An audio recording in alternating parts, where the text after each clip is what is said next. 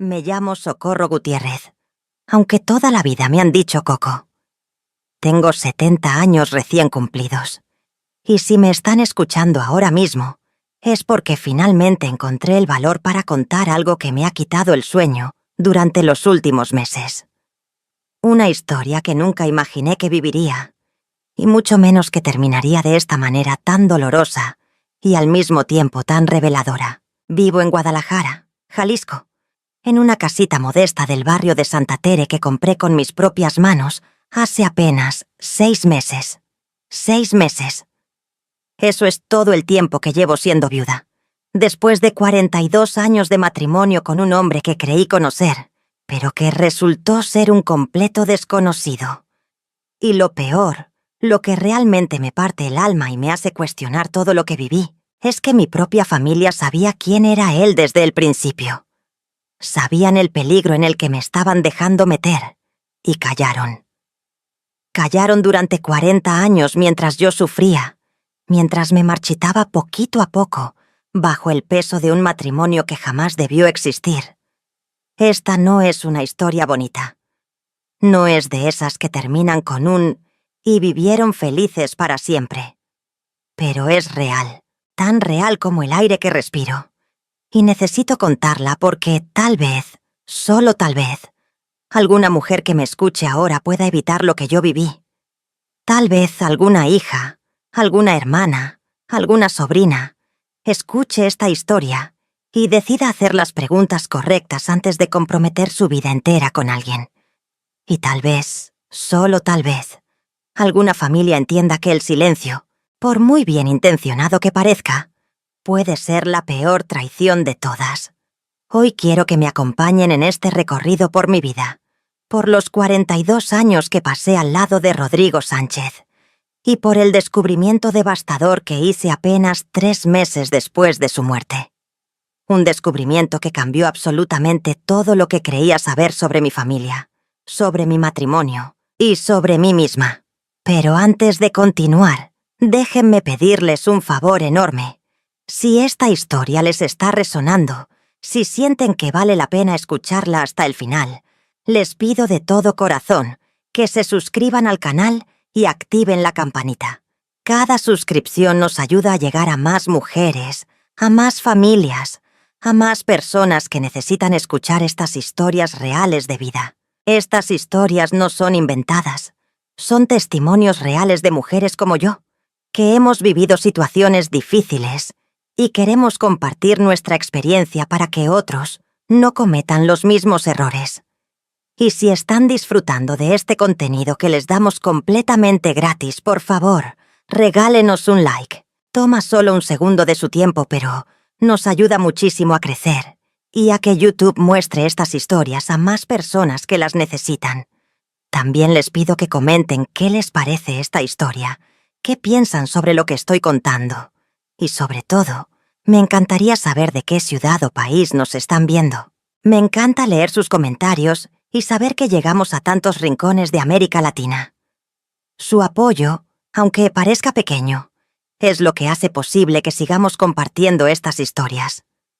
Cada like, cada comentario, cada suscripción nos acerca más a formar una comunidad grande y fuerte de personas que se apoyan mutuamente. Muchas gracias de antemano por ese apoyo. De verdad que significa el mundo para nosotros. Ahora sí, déjenme llevarlos al principio de esta historia, al Guadalajara de hace 70 años, cuando yo apenas estaba llegando a este mundo, sin imaginar lo que me esperaba. Nací en 1954, en pleno corazón de Santa Tere, en una casa de adobe que ya no existe porque la tumbaron hace como 20 años para hacer un estacionamiento. Mi papá, Jesús Gutiérrez, trabajaba en una fábrica de textiles en El Salto, y mi mamá, Refugio Medina, se dedicaba al hogar y a cuidarnos a los 6 hijos que tuvo. Yo era la tercera, justo a la mitad, con 2 hermanos mayores, Arnulfo y Esteban, y 3 hermanas menores, Lupita, Maricela y la más chiquita, Rosalinda. Crecimos en una casa chiquita de 2 recámaras donde dormíamos todos amontonados. Las niñas en una cama grande que compartíamos las 4, y los hombres en otra. No teníamos lujos, eso ni qué decir, pero tampoco nos faltaba la comida en la mesa.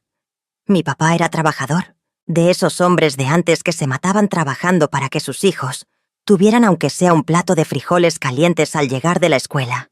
Mi mamá era una señora tradicional, muy católica, de las que iban a misa todos los días y rezaban el rosario completo cada noche antes de dormir. Vivíamos en una época donde las mujeres nos criábamos para casarnos y tener hijos. Esa era nuestra única función en la vida según entendíamos entonces.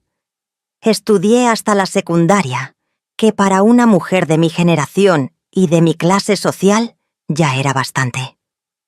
La mayoría de mis amigas apenas terminaron la primaria antes de ponerse a ayudar en sus casas o a trabajar de lo que fuera. Yo tuve la suerte de poder seguir un poco más, aunque nunca pude cumplir mi sueño de estudiar para secretaria, que era lo máximo a lo que aspiraba en esa época. A los 16 años empecé a trabajar en una tienda de telas ahí mismo en Santa Tere, en la avenida principal. Era una tienda pequeña que se llamaba Textiles Lupita, y ahí me la pasaba todo el día midiendo telas, cortándolas con esas tijerotas enormes que hacían un sonido tan satisfactorio, y ateniendo a las señoras que llegaban buscando lo necesario para hacer vestidos, cortinas, manteles. Me gustaba ese trabajo. Me gustaba ver los colores de las telas, tocar las diferentes texturas, el algodón suavecito, la seda brillosa, el poliéster más corriente que era el que más se vendía porque era barato y duraba bastante. Ahí fue donde conocí a Rodrigo. Tenía yo 26 años cuando él entró por primera vez a la tienda. Era marzo de 1980. Me acuerdo perfecto porque acababa de pasar el Día Internacional de la Mujer y en la tienda habíamos puesto unos letreros de promoción. Él entró como a eso de las 4 de la tarde, cuando el sol todavía pegaba fuerte, y entraba por el ventanal de la tienda, iluminando todas las telas que teníamos exhibidas en los estantes. Rodrigo era un hombre alto, de complexión fuerte, de esos que imponen nada más con entrar a un lugar. Tenía 33 años entonces, aunque yo no lo sabía todavía. Traía puesto un pantalón de vestir café y una camisa blanca remangada hasta los codos, y unos zapatos de piel que se veían caros para alguien del barrio.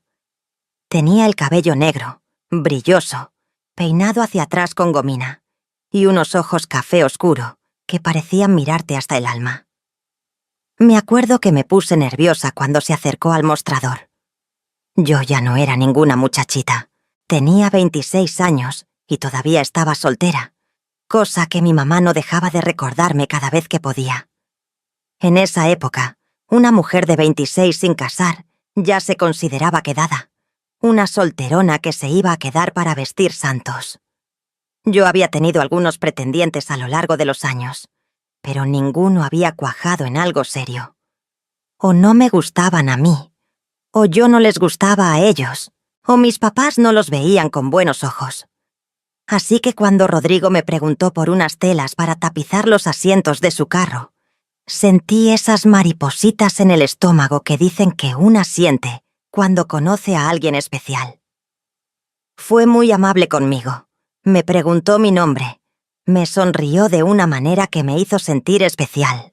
Me explicó que tenía un Ford Falcon azul que había comprado hacía poco y quería arreglar los asientos que estaban todos rotos. Le mostré las opciones de telas más resistentes que teníamos. Las vinil que eran perfectas para los carros, porque se limpiaban fácil y no se desgastaban tanto con el sol. Él escogió una color negra con textura de piel.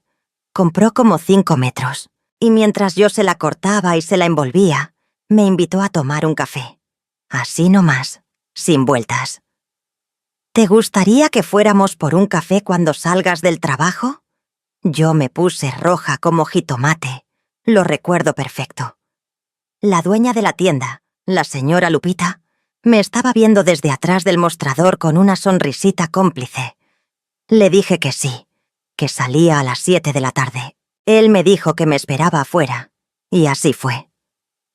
Cuando cerré la tienda, ahí estaba, recargado en su Falcon azul que brillaba bajo la luz de los faroles que acababan de prender. Fuimos a un café que quedaba cerca de la Plaza de la Liberación, un lugarcito pequeño que se llamaba Café Colonial y que olía rico a café recién hecho y a pan dulce. Rodrigo me platicó que trabajaba como supervisor en una fábrica de muebles en Tlaquepaque, que ganaba bien, que vivía solo en un departamento por el rumbo de la calzada Independencia. Me dijo que había estado casado antes, pero que su esposa había muerto hacía como 5 años de una enfermedad. Me dio mucha pena cuando me lo contó. Se le veía la tristeza en los ojos cuando hablaba de ella. Esa primera cita duró como 2 horas. Hablamos de todo un poco, de nuestras familias, de nuestros trabajos, de lo que nos gustaba hacer en nuestro tiempo libre. Él me contó que le gustaba el fútbol, que era fan de las Chivas, que los domingos se iba al estadio a ver los partidos cuando podía. Yo le conté que me gustaba coser, que hacía mis propios vestidos y los de mis hermanas, que soñaba con tener algún día mi propia máquina de coser Singer, como la que tenía mi tía Cristina. Cuando me llevó de regreso a mi casa, me dio un beso en la mejilla que me dejó temblando. Me dijo que le había gustado mucho conocerme, que si me gustaría salir de nuevo el siguiente fin de semana. Yo le dije que sí, claro que sí. Y así empezó todo. Durante los siguientes 3 meses, Rodrigo y yo nos vimos cada fin de semana. Me llevaba al cine a ver películas en el Cine Variedades. Íbamos a caminar al Parque Agua Azul. A veces me invitaba a comer a algún restaurante económico de esos de comida corrida donde daban sopa, guisado, arroz, frijoles y agua de sabor por muy poco dinero. Él siempre era un caballero conmigo. Siempre me abría la puerta del carro. Siempre pagaba la cuenta sin dejar que yo sacara ni un peso de mi bolsa. Mi mamá estaba feliz. Por fin su hija la quedada había encontrado un hombre que parecía serio, que tenía trabajo estable, que se veía decente y educado. Mi papá también lo aprobó cuando Rodrigo fue formalmente a pedirle permiso para seguir saliendo conmigo. Mis hermanos mayores, Arnulfo y Esteban, lo conocieron y me dijeron que les caía bien, que parecía buen tipo.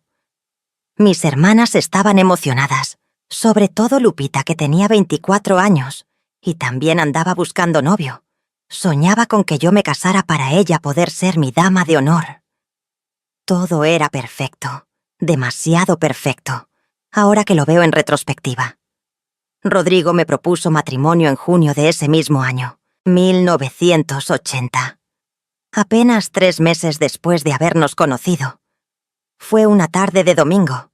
Me llevó a las orillas del lago de Chapala, a un restaurante que estaba sobre el agua y donde se podía ver el atardecer.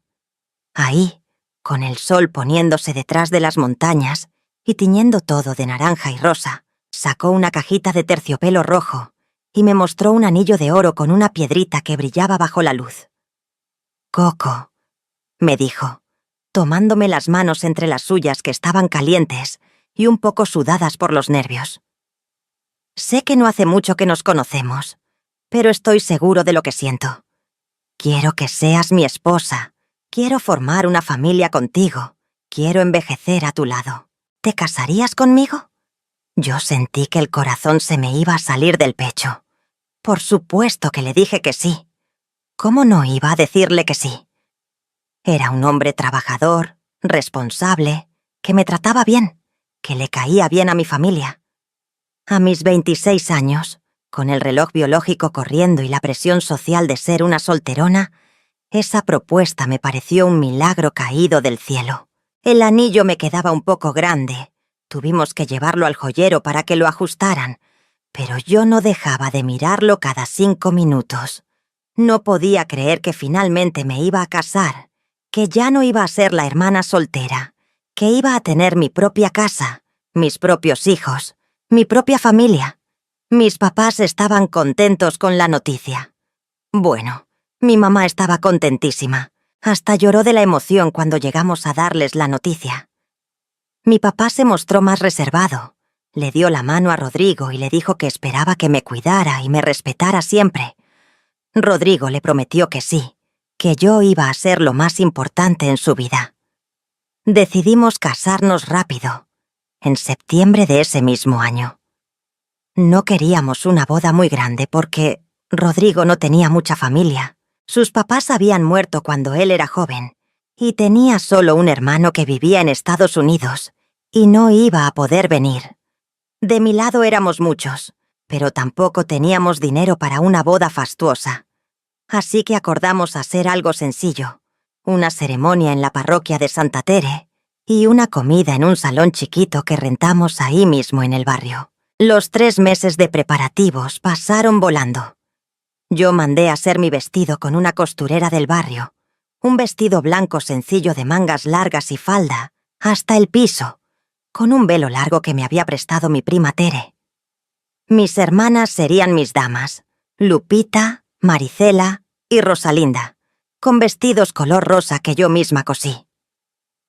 Los hermanos de Rodrigo no podían venir, así que mis propios hermanos hicieron de padrinos de honor. Durante esos meses, hubo algunas cosas que me parecieron extrañas, pero que en ese momento no les di mucha importancia. Por ejemplo, Rodrigo nunca me llevó a conocer su departamento. Siempre quedábamos en verlo en lugares públicos, o él pasaba por mí a mi casa. Cuando le pregunté por qué, me dijo que su departamento estaba todo desordenado y cochino, que era de soltero, y le daba pena que yo lo viera así. Me dijo que de todas formas, después de casarnos, íbamos a rentar una casa nueva juntos. Entonces, ¿para qué me iba a llevar ahí? Sonaba lógico, ¿verdad? Pues yo así lo tomé. También me pareció raro que nunca me presentara con sus amigos. Yo le presenté a todas mis amigas de la tienda, a mis primas, a las vecinas con las que había crecido. Pero él siempre me decía que sus amigos eran compañeros de la fábrica y que no tenía mucha vida social fuera del trabajo, que era más bien solitario, que le gustaba estar tranquilo. Y había otra cosa que me inquietaba un poquito, aunque no le daba mucha vuelta. Cuando yo le preguntaba cosas sobre su primera esposa, sobre cómo había sido su matrimonio, sobre cómo había muerto ella, Rodrigo se ponía tenso. Me respondía con puras respuestas cortas. Me decía que era muy doloroso hablar de eso, que prefería no remover el pasado. Yo lo entendía, o eso creía. Pensaba que simplemente le dolía recordar a su difunta esposa y que con el tiempo se sentiría más cómodo hablando del tema. Pero hubo un momento, como 2 semanas antes de la boda, en que algo me hizo dudar por un instante. Estábamos en la casa de mis papás, tomando café en la mesa de la cocina después de la cena. Mi mamá estaba lavando los trastes, mi papá estaba viendo la tele en la sala, y mis hermanos ya se habían ido a dormir. Rodrigo y yo nos quedamos platicando en la cocina, y de repente él me tomó de la mano y me miró muy serio a los ojos. «Coco», me dijo con una voz que me pareció diferente, más dura, más fría. «Necesito que me prometas algo». «¿Qué cosa?», le pregunté sintiendo un nudo en el estómago sin saber por qué. «Prométeme que nunca vas a andar preguntando por ahí sobre mi vida de antes, sobre mi primera esposa, sobre mi pasado. El pasado es pasado, y lo que importa es nuestro futuro juntos. ¿Me lo prometes?». La forma en que me lo dijo me puso nerviosa. No era una petición, era casi como una orden, pero yo, en mi ingenuidad, pensé que simplemente era porque le dolía mucho recordar a su esposa muerta. Así que asentí con la cabeza y le prometí que no iba a andar de preguntona. Él sonrió, me dio un beso en la frente y siguió platicando como si nada hubiera pasado. Esa misma noche, cuando Rodrigo ya se había ido y yo estaba acostada en mi cama compartida con mis hermanas, no podía dormir. Algo en la manera en que me había hablado me había inquietado. Pero me regañé a mí misma por estar pensando tonterías. Me dije que estaba nerviosa por la boda, que era normal tener dudas de última hora, que Rodrigo era un buen hombre, y yo era una afortunada de haberlo encontrado. Si tan solo hubiera hecho caso a esa vocecita que me susurraba que algo no estaba bien.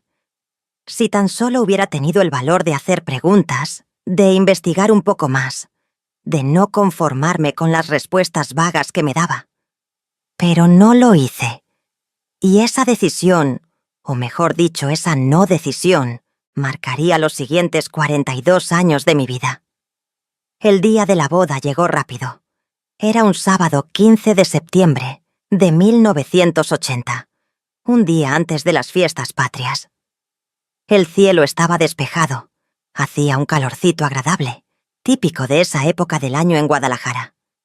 Me levanté temprano, nerviosa y emocionada al mismo tiempo.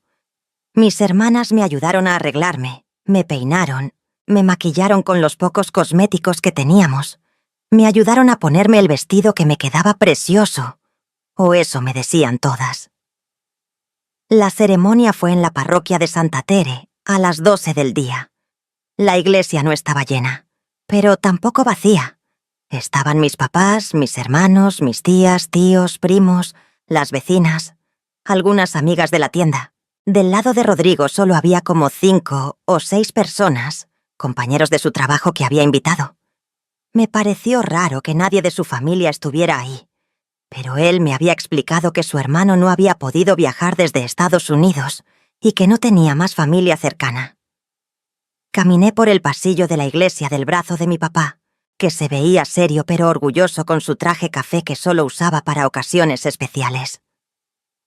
Rodrigo me esperaba en el altar, vestido con un traje negro nuevo que se había comprado especialmente para la boda, con una corbata roja que combinaba con los vestidos de mis hermanas.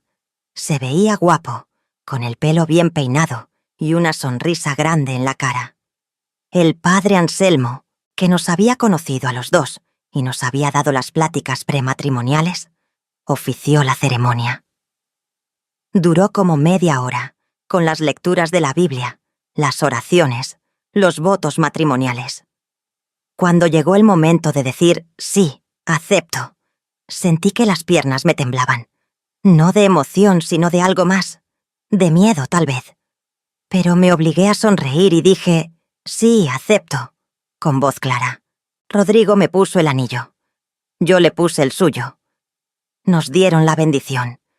Y cuando el padre dijo, puede besar a la novia, Rodrigo me dio un beso rápido en los labios que no me hizo sentir nada en especial. Solo alivio de que ya se hubiera acabado la ceremonia y pudiera dejar de estar ahí parada frente a todos, con ese vestido que me apretaba en la cintura. Salimos de la iglesia entre aplausos y arroz que nos aventaron. Nos tomamos fotos afuera con el fotógrafo que habíamos contratado. Fotos con mi familia. Fotos con los invitados. Fotos de nosotros dos solos. En todas las fotos yo estoy sonriendo, pero cuando las veo ahora, puedo ver en mis propios ojos que la sonrisa no llegaba hasta ahí. Era una sonrisa forzada, una sonrisa de compromiso. La comida fue en un saloncito que quedaba como a 3 cuadras de la iglesia. Mis papás habían contratado un servicio de banquete sencillo, con mole rojo, arroz, frijoles, agua de horchata y jamaica. Había como 60 personas comiendo y platicando. Música de mariachi que habíamos contratado por 3 horas. Mi tía Lucía había hecho el pastel, un pastel de 3 pisos con betún blanco y unas florecitas rosas de azúcar. No era nada del otro mundo, pero estaba rico. Durante la comida me fijé en algo que me pareció extraño. Mi mamá estaba platicando con una de sus comadres, la señora Tencha, y las dos volteaban a ver a Rodrigo de vez en cuando con unas caras raras, como de preocupación o de lástima. No sabría cómo describirlo. En un momento mi mamá se levantó de su mesa y se acercó a donde yo estaba sentada en la mesa principal. Se agachó a mi altura y me susurró al oído. «Mija, cuídate mucho. Ya eres una mujer casada. Ya tienes tus responsabilidades. Pórtate bien con tu esposo, respétalo, obedécelo, y todo va a salir bien». En ese momento lo tomé como un consejo normal de madre a hija recién casada, pero la manera en que me lo dijo, con esa voz temblorosa y esos ojos que parecían querer decirme algo más, debería haberme alertado de que algo no andaba bien. La fiesta terminó como a las 6 de la tarde. Rodrigo y yo nos fuimos en su Falcon azul hacia el departamento que habíamos rentado juntos, en una unidad habitacional cerca de la calzada del Ejército. Era un departamento chiquito de 2 recámaras en un 3er piso, sin elevador, que costaban 1.200 pesos al mes. Para nosotros era perfecto para comenzar. Teníamos planes de irnos a una casa más grande cuando tuviéramos hijos. Esa primera noche de casados fue decepcionante, por decirlo menos. Rodrigo estaba cansado, o eso dijo, y no pasó nada romántico como yo había imaginado que pasaría. Nos acostamos temprano. Él se durmió casi inmediatamente roncando fuerte, y yo me quedé despierta mirando el techo del departamento desconocido, preguntándome qué acababa de hacer con mi vida. Pero me regañé de nuevo. «Estás exagerando, Coco», me dije. «Es normal estar nerviosa. Todo va a estar bien. Ya verás que mañana todo se va a ver diferente». Ojalá hubiera tenido razón. Los primeros meses de casados fueron relativamente tranquilos, o eso me pareció entonces. Yo seguía trabajando en la tienda de telas, aunque Rodrigo me decía que no era necesario, que él ganaba suficiente para los dos. Pero a mí me gustaba trabajar, me gustaba tener mi propio dinero, sentirme independiente aunque fuera un poquito. Él no insistió mucho, lo cual agradecí. Establecimos una rutina. Yo me levantaba a las 6 de la mañana, le preparaba desayuno a Rodrigo antes de que se fuera a la fábrica. Después me arreglaba y me iba caminando a la tienda que me quedaba como a 20 minutos. Trabajaba de 9 de la mañana a 7 de la noche de lunes a sábado. Rodrigo salía de su trabajo como a las 6, así que cuando yo llegaba a casa, él ya estaba ahí. Yo cocinaba la cena, comíamos viendo la tele, y nos íbamos a dormir temprano porque los dos teníamos que madrugar. Los domingos eran para hacer el quehacer, ir al mercado por las compras de la semana, lavar la ropa a mano en una tina grande que teníamos en el patio de servicio. A veces visitábamos a mi familia, pero Rodrigo casi siempre ponía pretextos para no ir. Decía que estaba cansado, que quería descansar. Así que yo iba sola o con alguna de mis hermanas que pasaba por mí. Durante esos primeros meses, empecé a notar ciertas cosas sobre Rodrigo que no me gustaban. Por ejemplo, era muy celoso. Si yo platicaba con el verdulero del mercado, con el señor de la tintorería, con cualquier hombre aunque fuera una plática de pura cortesía, Rodrigo se ponía de mal humor. Me reclamaba por qué le sonreía tanto a ese señor, por qué me tardaba tanto platicando, que si acaso me gustaba. Al principio lo tomé como señal de que me quería mucho, de que no quería perderme. «Ay, Rodrigo, no seas celoso», le decía yo riéndome. Solo estaba siendo amable. Pero con el tiempo los reclamos se fueron volviendo más frecuentes y más agresivos. También era muy controlador con el dinero. Aunque yo trabajaba y ganaba mi propio sueldo, él insistía en que le diera todo mi dinero para que él administrara mejor nuestros gastos.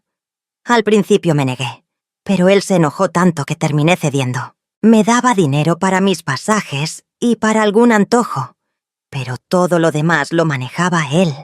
Yo no sabía cuánto ganaba, cuánto teníamos ahorrado, en qué se gastaba el dinero. Cuando le preguntaba, me decía que eran cosas de hombres, que yo no tenía por qué preocuparme de eso. Y luego estaban sus cambios de humor. Podía estar perfectamente bien un momento, platicando conmigo, riéndose, y de repente, por cualquier cosita se ponía furioso. Si la comida no estaba a su gusto, si la casa no estaba lo suficientemente limpia, si yo no tenía su ropa planchada a tiempo, explotaba. No me pegaba, eso no, pero me gritaba horrible. Me decía que era una inútil, que no servía ni para las cosas básicas de la casa, que para qué me había casado con él si no sabía ni cocinar bien. Sus palabras me dolían más que cualquier golpe. Me hacían sentir pequeñita, insignificante, tonta. Empecé a dudar de mí misma constantemente. ¿Sería cierto que no sabía hacer las cosas bien? ¿Sería yo el problema? Pero después de esos arranques de furia, Rodrigo se calmaba. Me pedía perdón, me decía que era solo el estrés del trabajo, que no era su intención gritarme así. Me compraba flores, Me llevaba a cenar a algún lugar sencillo. Me decía que me quería y que iba a cambiar. Y yo le creía. Una y otra vez le creía. Un año después de casados, me embaracé. Cuando vi las 2 rayitas en la prueba de embarazo que me había hecho en casa, sentí una mezcla de emociones.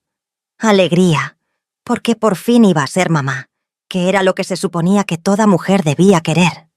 Pero también miedo. Miedo de traer un hijo a un matrimonio que ya no me estaba haciendo feliz. Aunque yo todavía no me atrevía a admitirlo, ni siquiera a mí misma. Le di la noticia a Rodrigo esa misma noche. Él se puso contento. Me abrazó. Me dijo que por fin íbamos a ser una familia de verdad. Durante los siguientes meses del embarazo, Rodrigo estuvo más tranquilo, más cariñoso. Me compraba antojos, me cuidaba, me decía que no hiciera esfuerzos. Yo pensé que tal vez la llegada del bebé iba a cambiar las cosas, que Rodrigo iba a madurar, que iban a volver esos primeros meses de noviazgo cuando todo parecía perfecto. Mi hija Norma nació en junio de 1982, 1 año y 9 meses después de que nos casáramos. Fue un parto difícil. Estuve en trabajo de parto casi 24 horas en el hospital civil. Rodrigo estuvo conmigo al principio, pero después se fue porque dijo que no soportaba verme sufrir así. Mis mamá y mi hermana Lupita se quedaron conmigo, me agarraban la mano, me decían que pujara, que ya casi, que ya venía el bebé. Cuando por fin nació Norma y me la pusieron en brazos, sentí un amor tan grande que pensé que me iba a explotar el pecho. Era tan chiquita, tan perfecta, con sus ojitos cerrados y sus manitas que se aferraban a mi dedo. En ese momento decidí que todo lo que había pasado valía la pena si me había traído a ella. Que iba a hacer que mi matrimonio funcionara por ella, que iba a ser la mejor mamá del mundo, que iba a protegerla de todo.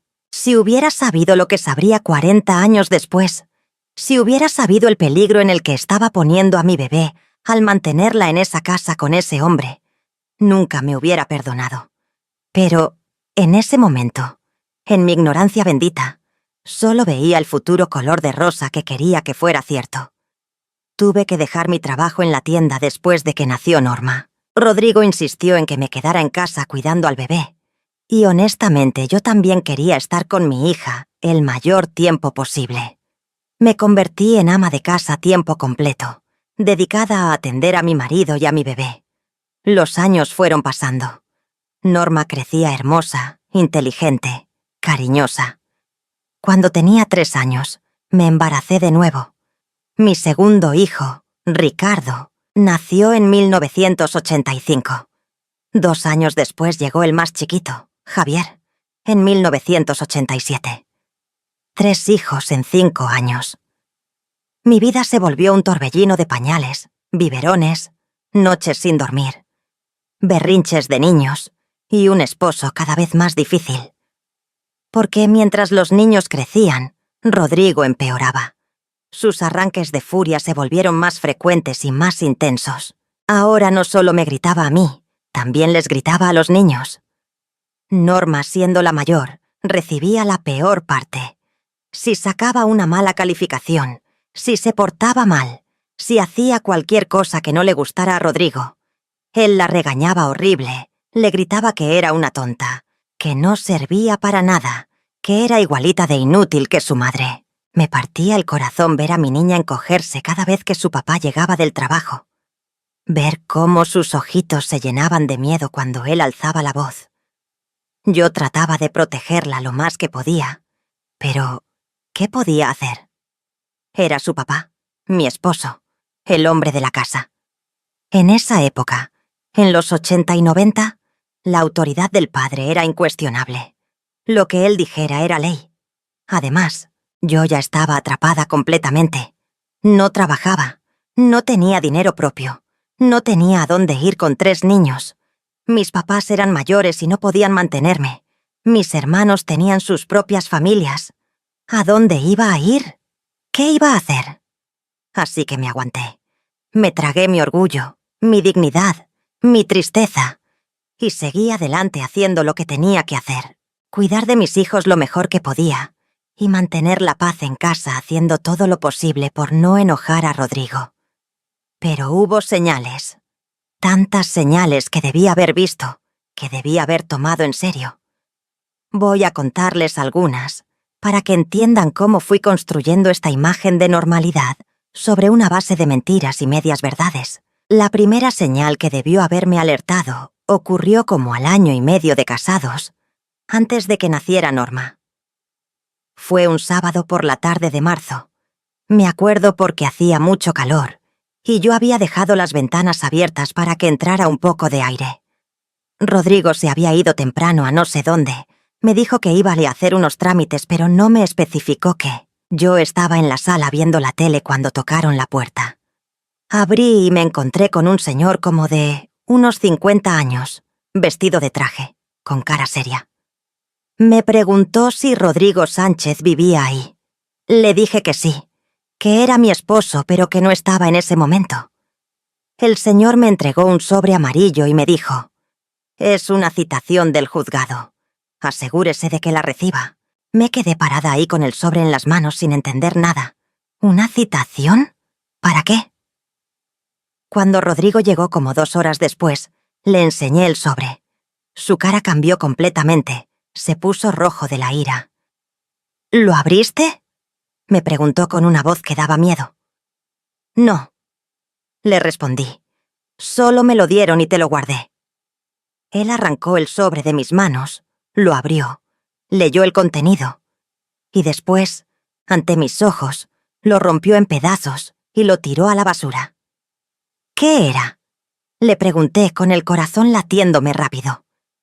«Nada que te importe», me respondió. «Cosas del trabajo, un problema con un compañero. Ya lo voy a arreglar». Yo debí haber insistido. Debí haber preguntado más. Debí haber buscado los pedazos del papel en la basura cuando él no estuviera y leerlos para saber qué decía esa citación. Pero no lo hice. Me dijo que no era mi problema y yo le creí. Así de ingenua era. La segunda señal fue como 2 años después, cuando Norma tenía como 6 meses. Yo había ido a visitar a mi mamá un domingo con el bebé, y mientras estábamos ahí platicando en la cocina tomando café, llegó mi hermano Arnulfo. Traía una cara preocupada que me llamó la atención de inmediato. Se sentó con nosotros, aceptó el café que mi mamá le ofreció, y después de darle vueltas al asunto, me dijo: «Coco, ¿cómo van las cosas con Rodrigo?». «Bien», le respondí, aunque no era completamente cierto. «¿Por qué?». Arnulfo y mi mamá intercambiaron una mirada que no supe interpretar. Finalmente mi hermano suspiró y dijo: «Es que... no sé cómo decirte esto, pero un compadre mío que trabaja en el gobierno me comentó algo sobre Rodrigo, algo de su pasado». Se me heló la sangre. «¿Qué cosa?». «No está seguro de los detalles», continuó Arnulfo, «pero dice que hubo un problema hace años, algo relacionado con su primera esposa. Al parecer no murió de enfermedad como él te dijo». Mi mamá intervino entonces, poniéndome una mano en el brazo. «Mija, pero son puros chismes. Tú no le hagas caso. La gente habla mucho, y no todo es verdad». «Pero mamá», insistió Arnulfo, «si hay algo de cierto». «Ya basta», lo interrumpió mi mamá con una voz firme que no admitía réplica. «Coco ya está casada, ya tiene una hija. ¿Para qué le vas a meter ideas en la cabeza? Lo que sea que haya pasado antes, ya pasó. Rodrigo es su esposo ahora, y ella tiene que hacer que funcione. Así es esto». Arnulfo se calló, pero me miró con una mezcla de preocupación y impotencia. Yo me quedé ahí sentada con mi bebé en brazos, sintiendo que el mundo se movía bajo mis pies. Quise preguntar más. Quise saber exactamente qué había escuchado ese compadre de mi hermano, qué había pasado con la primera esposa de Rodrigo. Pero mi mamá cambió el tema abruptamente. Empezó a hablar de otras cosas, y el momento pasó. Cuando regresé a casa esa tarde, Rodrigo me notó rara. Me preguntó qué me pasaba. Yo estuve tentada a contarle lo que había dicho Arnulfo, a preguntarle directamente qué había pasado con su primera esposa. Pero recordé la promesa que le había hecho antes de casarnos, de no andar preguntando sobre su pasado. Y además, tenía miedo. Miedo de su reacción, miedo de lo que pudiera descubrir. Así que le dije que no pasaba nada, que solo estaba cansada, y dejé pasar esa oportunidad de saber la verdad.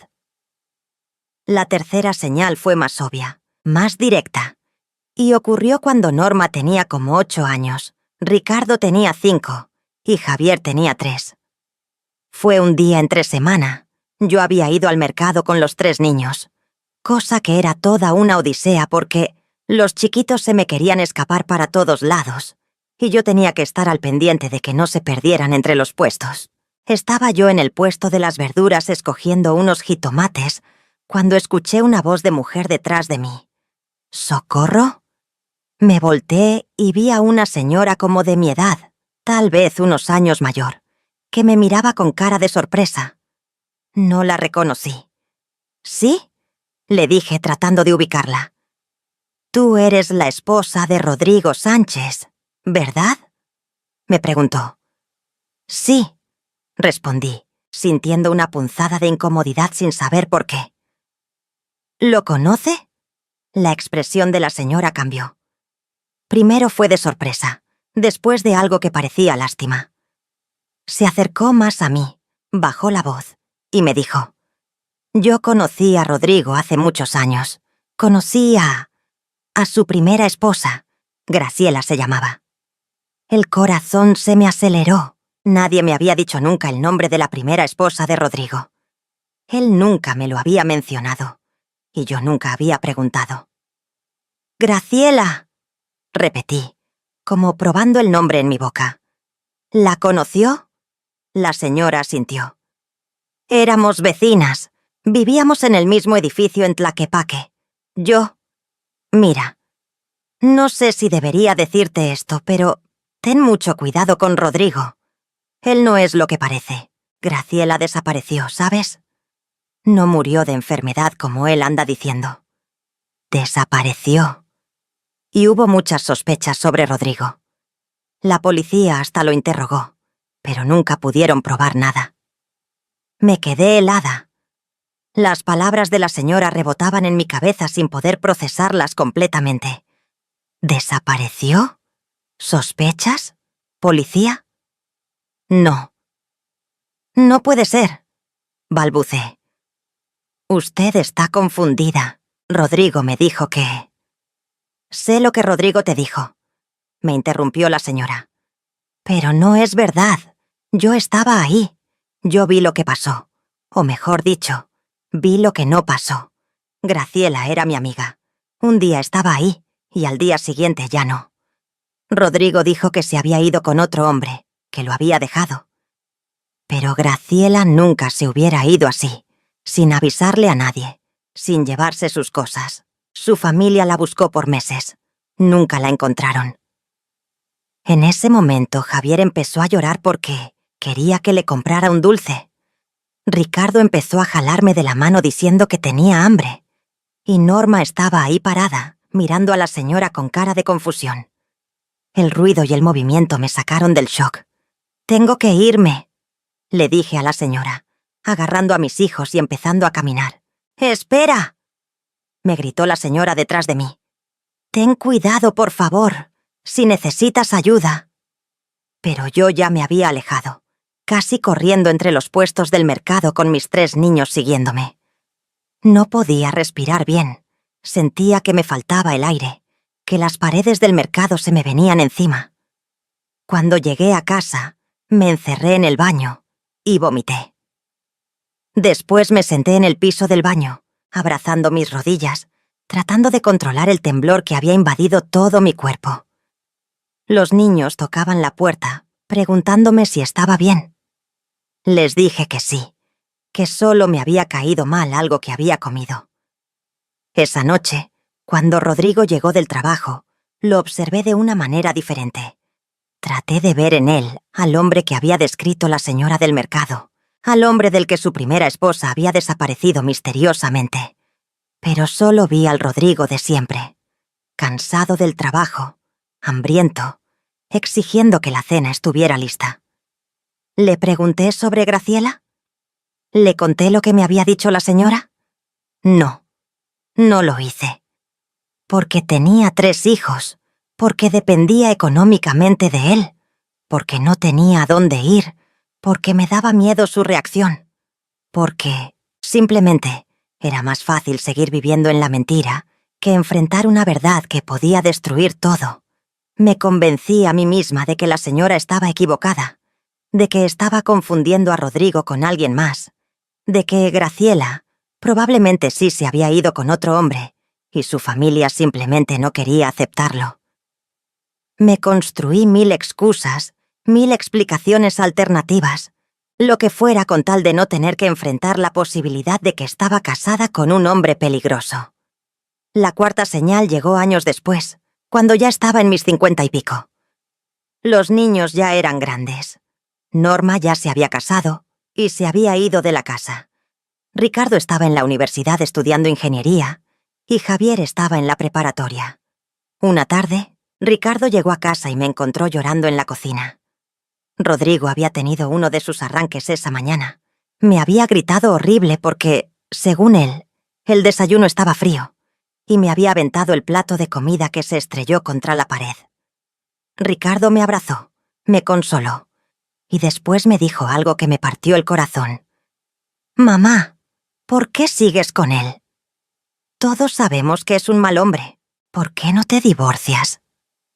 «No puedo», le respondí entre lágrimas. «No tengo dinero, no tengo trabajo. ¿A dónde voy a ir?» «Pero mamá, él te hace daño. Nos hace daño a todos. Cuando era chico, tío Arnulfo me contó que tu familia sabía cosas sobre papá antes de que te casaras. Cosas feas.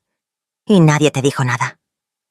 Me sequé las lágrimas, sintiendo que se me helaba la sangre otra vez. «¿Qué cosas?» Ricardo dudó, como si no quisiera decírmelo. Finalmente suspiró y dijo: «No sé todos los detalles, pero tío Arnulfo me dijo que la familia sabía que papá tenía antecedentes, que había estado involucrado en algo feo con su primera esposa. Pero decidieron no decirte para no echarse para atrás la boda. Ya habían gastado dinero en la fiesta, ya habían invitado a la gente. Hubiera sido una vergüenza cancelar todo». Las palabras de mi hijo resonaron en mi cabeza como campanas de iglesia. Mi familia sabía. Sabían que Rodrigo era peligroso, y no me dijeron nada.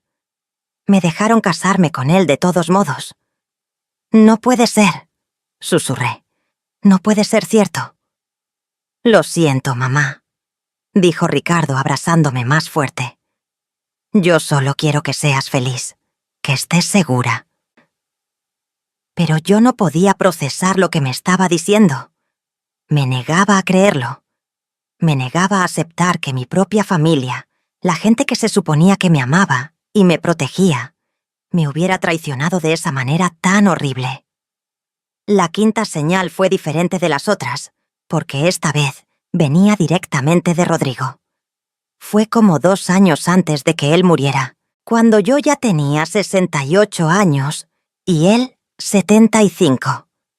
Estábamos viendo la tele una noche, alguna película vieja que ponían en el Canal 5, cuando de repente Rodrigo se volteó hacia mí y me dijo con una voz extrañamente suave: «¿Sabes, Coco? A veces me arrepiento de haberte conocido». Me quedé helada. «¿Qué?» «Lo que oyes», continuó, mirándome con esos ojos café oscuro que ya no tenían el brillo de antes. «A veces pienso que hubiera sido mejor para ti si nunca me hubieras conocido, si te hubieras casado con otro, con alguien mejor». No supe qué decir. Era la primera vez en 40 años que Rodrigo decía algo remotamente parecido a un arrepentimiento. «¿Por qué dices eso?», le pregunté con voz temblorosa. Se quedó callado un rato largo, mirando la tele sin realmente verla. Finalmente suspiró y dijo: «Porque no fui el hombre que debí ser. Porque te hice daño. Porque…». Se detuvo, como si no pudiera continuar. «¿Por qué qué?», insistí, sintiendo que estaba a punto de decirme algo importante. Pero el momento pasó. Rodrigo se levantó del sillón, me dijo que se iba a dormir porque estaba cansado, y se metió a la recámara dejándome ahí sentada sola, con mis pensamientos y mis preguntas sin respuesta.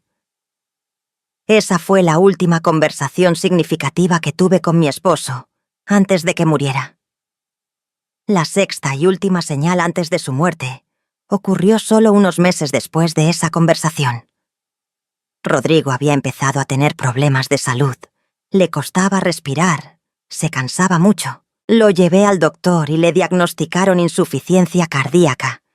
Le dijeron que tenía que cuidarse, tomar sus medicinas, no hacer esfuerzos. Pero Rodrigo era terco, no hacía caso. Seguía fumando a escondidas. Comía lo que se le antojaba sin importarle la dieta que le habían dado.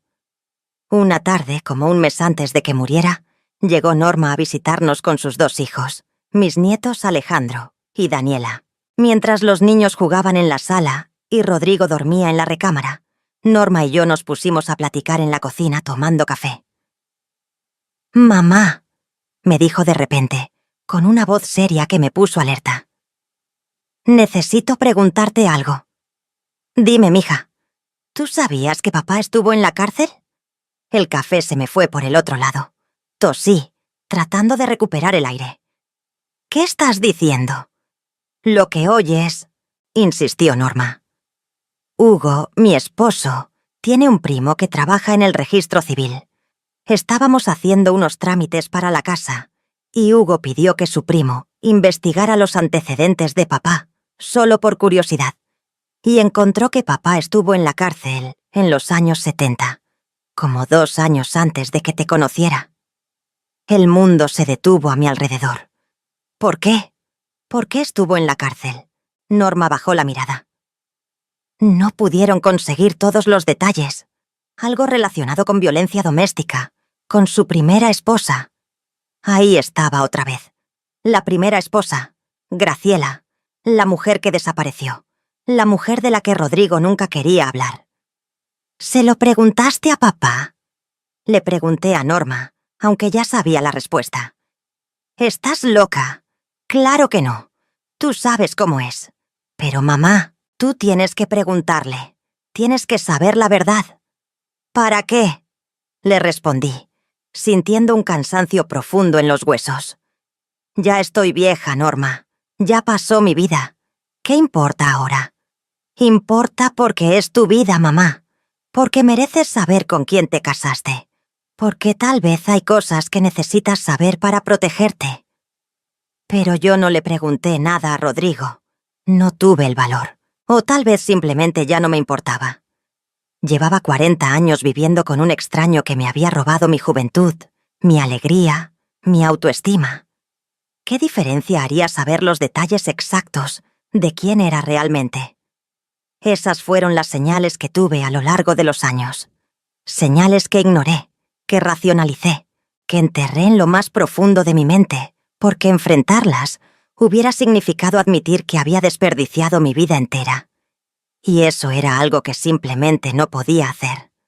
Hasta que Rodrigo murió y la verdad salió a la luz de la manera más inesperada y dolorosa posible. Rodrigo murió el 15 de julio de 2024, hace apenas 6 meses. Fue un domingo por la mañana, temprano, cuando el sol apenas estaba saliendo y el aire todavía estaba fresco. Yo me desperté y me di cuenta de que él no estaba respirando. Así de simple y así de terrible. Un momento estaba dormido a mi lado, roncando como siempre, y al siguiente momento estaba muerto. Grité. Llamé a los hijos. Llamé a una ambulancia aunque ya sabía que no había nada que hacer. Los paramédicos llegaron. Confirmaron que había muerto. Dijeron que probablemente había sido un infarto fulminante relacionado con su insuficiencia cardíaca. Rápido, sin dolor, sin darse cuenta. Una muerte misericordiosa, dijeron, para alguien que había estado enfermo. Yo no lloré. No en ese momento. Sentí una especie de vacío extraño, como si estuviera viendo todo desde afuera de mi propio cuerpo. 42 años casada con ese hombre, y lo único que sentía era alivio. Un alivio terrible y culposo, pero alivio al fin y al cabo. Ya no tendría que caminar en cáscara de huevo por mi propia casa. Ya no tendría que soportar sus gritos, sus desprecios, su control. Era libre. A los 70 años, por fin era libre. Los días siguientes fueron un torbellino de trámites, arreglos, decisiones. Había que hacer el acta de defunción, organizar el velorio, avisar a la familia, comprar el ataúd, contratar la funeraria. Norma, Ricardo y Javier me ayudaron con todo. Ellos tampoco lloraron mucho la muerte de su padre. Noté. Estaban tristes, sí, pero era más una tristeza obligada, de esas que sientes porque se supone que debes sentirla, no porque realmente te duela el alma. El velorio fue en una funeraria pequeña cerca de la colonia americana. Rentamos una sala sencilla, compramos un ataúd de madera oscura de los más económicos, pusimos flores blancas alrededor. El cuerpo de Rodrigo estaba ahí en el ataúd abierto, vestido con el traje que había usado para la boda de Norma, con las manos cruzadas sobre el pecho y una expresión de paz en el rostro que nunca tuvo en vida. La gente empezó a llegar como a las 4 de la tarde. Mis hermanos y hermanas, sus esposos y esposas, mis sobrinos, algunas vecinas, antiguos compañeros de trabajo de Rodrigo. No era mucha gente. Rodrigo no era una persona muy querida y no tenía muchos amigos cercanos. La sala estaba quizás llena a la mitad, con el murmullo bajo de conversaciones y el olor penetrante de las flores mezclándose con el aroma del café que servían en el recibidor. Yo estaba sentada en una de las sillas de la primera fila, vestida de negro de pies a cabeza, con Norma a mi derecha y Ricardo a mi izquierda. Javier estaba parado cerca, recibiendo a la gente que llegaba y dándoles el pésame. Todo parecía normal, un velorio común y corriente como miles que suceden todos los días, hasta que llegó mi hermano Arnulfo con su esposa Leticia. Los vi entrar, los vi acercarse al ataúd, los vi mirar el cuerpo de Rodrigo. Y entonces vi algo que me dejó helada. Arnulfo sonrió. No fue una sonrisa grande ni obvia, pero yo la vi. Fue una sonrisa pequeña, rápida, de satisfacción. Como cuando ves que algo que esperabas por mucho tiempo finalmente sucedió. Se acercó a mí, me dio un abrazo y me susurró al oído. «Ya descansas, hermanita. Por fin». Me quedé tiesa en sus brazos, sin saber cómo responder. ¿Por fin? ¿Qué quería decir con eso? Después llegó mi hermana Lupita con su esposo Fernando. Lupita se acercó al ataúd, miró a Rodrigo, y en lugar de persignarse o rezar algo como se suponía que debía hacer, simplemente dijo en voz baja, pero lo suficientemente alto para que yo la escuchara. «Que Dios te perdone lo que hiciste». Sentí que el corazón se me aceleraba. ¿Qué había hecho Rodrigo? ¿Por qué Lupita hablaba así? Mi hermana Maricela llegó después. Se acercó a mí, me tomó de las manos y con lágrimas en los ojos me dijo: «Perdóname, Coco. Perdónanos por no haberte dicho la verdad. Llevamos 40 años cargando con esa culpa». «¿Qué verdad?», le pregunté, apretándole las manos con fuerza. «¿De qué estás hablando?». Pero Maricela solo negó con la cabeza y se fue a sentar, dejándome con más preguntas que respuestas. Y después llegó mi hermana Rosalinda, la más chiquita, la que había sido como mi bebé cuando éramos niñas. Se acercó al ataúd, miró a Rodrigo con una expresión de asco apenas disimulado, escupió discretamente en un pañuelo y después vino hacia mí. «Me alegro de que haya muerto», me dijo sin rodeos, sin intentar suavizar sus palabras. «Ojalá hubiera muerto hace 40 años y te hubiéramos ahorrado todo esto». Me quedé con la boca abierta, choqueada por sus palabras. ¿Qué le pasaba a toda mi familia? ¿Por qué hablaban así? ¿Por qué parecían contentos de que Rodrigo hubiera muerto? A medida que la tarde avanzaba, más y más parientes llegaban con actitudes similares. Algunos eran más discretos, pero otros no tanto. Mi tío Chuy, El hermano de mi papá, que ya había fallecido, se acercó al ataúd y dijo en voz alta para que todos escucharan: «Este desgraciado no merecía estar casado con mi sobrina. Ojalá y donde esté pague todo lo que hizo». Mi prima Tere, la que me había prestado el velo para mi boda, me abrazó llorando y me dijo: «Perdóname, prima. Cuando me pediste prestado el velo yo ya sabía quién era él. Debí haberte dicho algo, debí haberte advertido. Pero tus papás me dijeron que no me metiera, que ya estaba todo arreglado para la boda. Incluso llegaron personas que yo no conocía, vecinos viejos del Rodrigo de cuando vivía en Tlaquepaque, compañeros de la fábrica que hacía años no veía. Y todos tenían esa misma actitud de alivio, de satisfacción, de por fin se acabó». Pero el momento más impactante, el que realmente me rompió, fue cuando llegó una señora mayor, de como 80 y pico de años, que no reconocí, pero que me miró con lágrimas rodando por sus mejillas arrugadas. «¿Usted es Socorro?», me preguntó con voz temblorosa. «Sí, señora», le respondí, poniéndome de pie por respeto a su edad. «Yo soy Blanca Ramírez», era la mamá de Graciela. El nombre me cayó como un balde de agua helada. Graciela, la primera esposa de Rodrigo, la que había desaparecido. «Mi hija», continuó la señora, agarrándose de mi brazo con manos que temblaban tanto como su voz. «Mi Graciela. Ese hombre la mató. Yo lo sé. La policía lo sabe. Todos lo saben. Pero nunca pudieron probarlo. Y ahora se va a morir sin pagar por lo que hizo». «Señora», intenté decir, sintiendo que me faltaba el aire. «Yo no sé de qué me está hablando. Rodrigo me dijo que su esposa murió de enfermedad». La señora me miró con una mezcla de compasión y frustración. «¿Eso te dijo? Ay, mijita, mi hija desapareció en marzo del 78. Tenía 28 años. Ese hombre», señaló hacia el ataúd con un dedo acusador, «la golpeaba, la maltrataba horrible. Mi hija me lo contaba, me enseñaba los moretones. Yo le rogaba que lo dejara, pero ella decía que no podía, que no tenía a dónde ir, que él le había prometido que iba a cambiar. Y un día mi hija simplemente desapareció. Él dijo que se había ido con otro hombre, que lo había dejado. Pero eso era mentira. Mi Graciela nunca se hubiera ido sin decirme nada. Nunca. La busqué por años. Puse denuncias. La policía investigó. Encontraron evidencias de que ese hombre había comprado ácido y cal viva 3 días después de la desaparición de mi hija. ¿Para qué compraría algo así? Pero no pudieron probar nada concreto. No encontraron el cuerpo.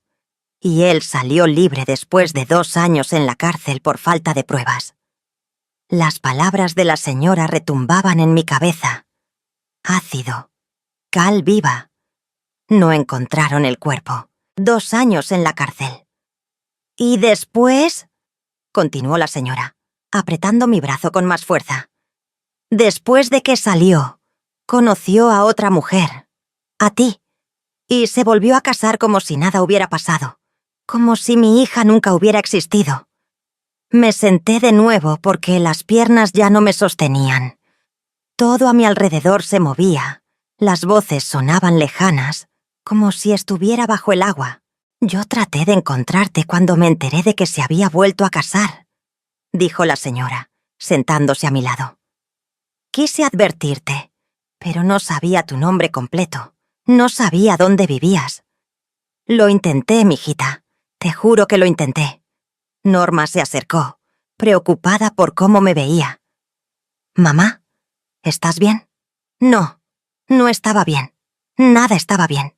Mi mundo entero se estaba desmoronando a mi alrededor, y yo no podía hacer nada más que quedarme sentada ahí, mientras la verdad me golpeaba una y otra vez, como olas contra las rocas. La señora Blanca se quedó un rato más. Me contó más cosas sobre su hija, sobre la relación que había tenido con Rodrigo, sobre la investigación que nunca llegó a ningún lado. Después se fue, no sin antes darme su número de teléfono, y decirme que si algún día quería hablar, ahí estaría. El resto del velorio pasó en una neblina. La gente iba y venía. Me daban el pésame, aunque ya no estaba segura de qué era exactamente lo que lamentaban. Si la muerte de Rodrigo, o el hecho de que yo hubiera estado casada con él todos esos años. Al día siguiente fue el entierro en el Panteón de Mezquitán, una ceremonia corta, donde el padre dijo unas palabras genéricas sobre el descanso eterno y la misericordia de Dios. Y después de echar la tierra sobre el ataúd, después de ver cómo bajaban el cuerpo de Rodrigo a ese hoyo en el suelo, todos nos fuimos. Y yo regresé a casa. A la casa que había compartido con ese hombre por 42 años. La casa que de repente me parecía extraña, ajena, llena de sombras y secretos que apenas estaba empezando a descubrir. Si me escuchan ahora y sienten que esta historia les está impactando, si sienten que vale la pena que más personas la conozcan, les pido por favor que le den like a este video. Sé que apenas vamos a la mitad de la historia, pero ya saben que esto es real, que es importante, que tal vez alguien más necesita escuchar esto. Ese pequeño gesto de dar like nos ayuda enormemente a llegar a más personas. Y si tienen un comentario, una opinión, algo que quieran compartir sobre lo que han escuchado hasta ahora, déjenlo en los comentarios. Me encanta leer lo que piensan. Me ayuda a sentirme menos sola con todo esto. Gracias por estar aquí. Gracias por escuchar. Ahora sigamos con lo que pasó después. Los días siguientes al entierro fueron extraños. Mis hijos se quedaron conmigo los primeros 2 o 3 días, pero después tuvieron que regresar a sus vidas. Norma a su casa con su esposo y sus hijos. Ricardo a su trabajo en Monterrey donde vivía ahora. Javier a su departamento en Zapopan. Yo me quedé sola en esa casa que de repente me parecía demasiado grande y demasiado silenciosa. No sabía qué hacer conmigo misma. Por 42 años mi vida había girado alrededor de Rodrigo. Prepararle su comida, lavar su ropa, limpiar la casa como a él le gustaba, estar ahí cuando llegara del trabajo. Y ahora él ya no estaba, y yo. Yo no sabía quién era sin esa rutina. Los primeros días me la pasé ordenando sus cosas. Revisé su closet, empaqué su ropa en cajas grandes para donarla, revisé sus cajones, encontré papeles viejos, fotografías, documentos. Todo iba a las cajas. Quería sacarlo de la casa, quería que no quedara ningún rastro de él. Fue cuando estaba revisando su librero, ese mueble viejo de madera donde guardaba papeles del trabajo y algunas revistas, que encontré una carpeta escondida hasta atrás, detrás de unos libros que nunca había visto que leyera. La saqué, curiosa. Era una carpeta café, vieja, con las orillas gastadas. La abrí ahí mismo, sentada en el piso de la sala, rodeada de cajas y polvo. Adentro había recortes de periódico. Muchos recortes. Todos sobre el mismo caso. La desaparición de Graciela Ramírez en marzo de 1978. Joven esposa desaparece misteriosamente en Tlaquepaque. Familia busca a mujer desaparecida hace 2 semanas. Esposo detenido por sospechas en desaparición de su mujer. Liberan por falta de pruebas a hombre acusado en caso de desaparición. Leí cada artículo con el corazón latiéndome tan fuerte que podía escucharlo en mis oídos. Ahí estaba todo. La historia completa de Graciela, sus fotos, las declaraciones de su familia, las sospechas sobre Rodrigo, su detención, su liberación por falta de pruebas suficientes para llevar el caso a juicio. ¿Y por qué había guardado Rodrigo esos recortes? ¿Por qué los tenía escondidos en su librero todos estos años? La respuesta era obvia y aterradora. Porque era culpable. Solo alguien culpable guardaría evidencia de su propio crimen, como trofeos, como recordatorios de lo que había salido con la suya. Pero no fue eso lo que más me impactó de esa carpeta. No.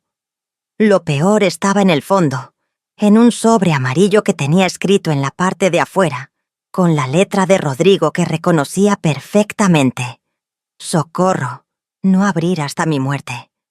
Con manos temblorosas, abrí el sobre.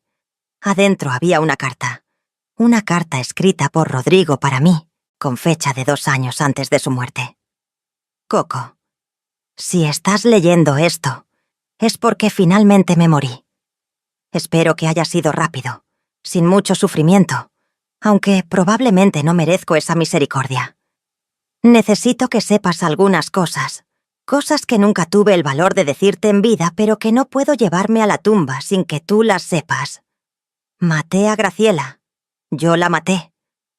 Fue un accidente, o eso me digo para poder dormir por las noches, pero al final del día el resultado es el mismo. Ella está muerta por mi culpa. Era una noche de marzo. Habíamos peleado. Yo estaba borracho.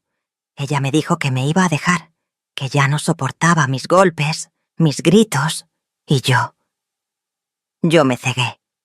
La empujé. Ella se cayó y se pegó en la cabeza con la esquina de la mesa de la cocina. Cuando me di cuenta de lo que había pasado, ella ya no respiraba. Entré en pánico. No sabía qué hacer. Así que la envolví en sábanas, la metí en el carro y me la llevé a un terreno baldío que conocía en las afueras de Tlaquepaque. Cavé un hoyo. La enterré. Eché cal viva encima para que se descompusiera más rápido. Cubrí todo con tierra y rocas. Me investigaron, me detuvieron, pasé 2 años en la cárcel. Pero nunca encontraron el cuerpo. Sin cuerpo no había caso. Me liberaron. Y después te conocí a ti. Y pensé que tal vez Dios me estaba dando una segunda oportunidad. Pensé que si me portaba bien, si me casaba contigo y hacíamos una familia, podría expiar lo que había hecho. Pero no pude. Llevé esa oscuridad conmigo a nuestro matrimonio. Te hice sufrir.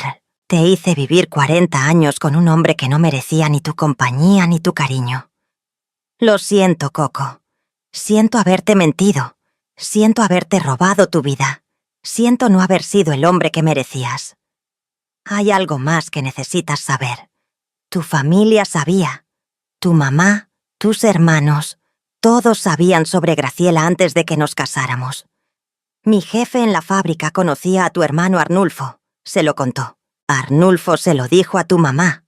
Tu mamá habló con tus otros hermanos. Pero decidieron no decirte. La boda ya estaba planeada. Ya habían gastado dinero. Ya habían invitado a la gente. Cancelarla hubiera sido una vergüenza para la familia. Así que decidieron que era mejor dejarte casar conmigo. Y que lo que pasó antes no importaba porque ya había cumplido mi condena. Me lo dijeron el día de la boda, antes de la ceremonia. Tu hermano Arnulfo me llevó aparte y me dijo: sabemos quién eres. Sabemos lo que hiciste. Pero Coco no lo sabe y no se lo vamos a decir. Ella ya está muy grande para conseguir otro novio. Y esto es su oportunidad de casarse y tener hijos. Así que más te vale tratarla bien. Si alguna vez le haces algo, te vamos a arruinar la vida. Por eso siempre me veían raro. Por eso siempre había esa tensión cuando visitábamos a tu familia. Porque sabían. Todos sabían menos tú. No sé si contarte esto te va a hacer sentir mejor o peor. Probablemente peor. Pero sentí que tenías derecho a saberlo. Mereces saber la verdad completa, aunque sea tarde. Solo una cosa más. En el cajón de abajo del librero, atrás de todo, hay una caja de metal. Adentro está el dinero que he ido ahorrando durante años, sin que tú supieras. Son 250.000 pesos. Es para ti, para que hagas lo que quieras con él. Viajes, compra una casa más chica, lo que sea. Es lo mínimo que puedo hacer después de todo. Perdóname, Coco. Si existe el infierno, estoy seguro de que ahí es donde voy a pasar la eternidad. Lo merezco. Rodrigo. La carta se me cayó de las manos. Me quedé ahí sentada en el piso de la sala con la boca abierta, sin poder procesar lo que acababa de leer. Mi familia sabía. Mi mamá sabía. Mis hermanos sabían. Todos sabían que me estaban entregando a un asesino, y no dijeron nada. Me dejaron casar con él de todos modos porque cancelar la boda hubiera sido una vergüenza. Sentí algo caliente rodándome por las mejillas y me di cuenta de que estaba llorando. Pero no eran lágrimas de tristeza, eran lágrimas de rabia, de una rabia tan profunda, tan intensa, que sentía que me iba a explotar el pecho. 42 años. 42 años de mi vida desperdiciados con un asesino. 42 años que pudieron haberse evitado si mi familia hubiera tenido el valor de decirme la verdad. Mi mamá ya había fallecido hacía como 10 años, así que no podía confrontarla. Pero mis hermanos estaban vivos, todos ellos, y todos iban a tener que darme explicaciones. Me levanté del piso con las piernas temblorosas, guardé la carta en mi bolsa junto con los recortes de periódico y fui al cajón de abajo del librero. Ahí estaba la caja de metal que Rodrigo había mencionado. La abrí. Efectivamente, estaba llena de billetes de 500 y de 1000 pesos, organizados en fajos con ligas. Conté el dinero. 250.000 pesos exactos. Era más dinero del que había visto en mi vida. Y todo ese tiempo, mientras yo le pedía dinero para las compras, para los gastos de la casa, mientras me quedaba sin un peso en la bolsa, él había tenido todo ese dinero escondido. Por años. Solo para mí. Para cuando él muriera. La ironía no se me escapó. El hombre que me había controlado económicamente por 4 décadas, que me había hecho depender completamente de él, ahora me dejaba suficiente dinero para ser finalmente independiente. Era su manera de comprar el perdón desde la tumba, supongo. Como si el dinero pudiera compensar lo que me había robado. Pero yo no iba a perdonarlo. Y tampoco iba a perdonar a mi familia. Esa misma tarde, cuando me calmé lo suficiente para poder hablar sin gritar, llamé a Norma. Le pedí que reuniera a todos sus tíos, a Arnulfo, a Lupita, a Maricela, a Rosalinda. Les dije que necesitaba hablar con todos ellos, que era urgente. Norma me escuchó la voz y no hizo preguntas. Me dijo que iba a hacer las llamadas y que me avisaba. 2 días después, el sábado por la tarde, todos estaban reunidos en mi sala. Arnulfo con su esposa Leticia, Lupita con su esposo Fernando, Maricela, que ya era viuda y vivía sola, y Rosalinda con su esposo Daniel. Mis hijos también estaban ahí, Norma, Ricardo y Javier. Todos sentados en la sala, en los sillones, en las sillas que había traído del comedor.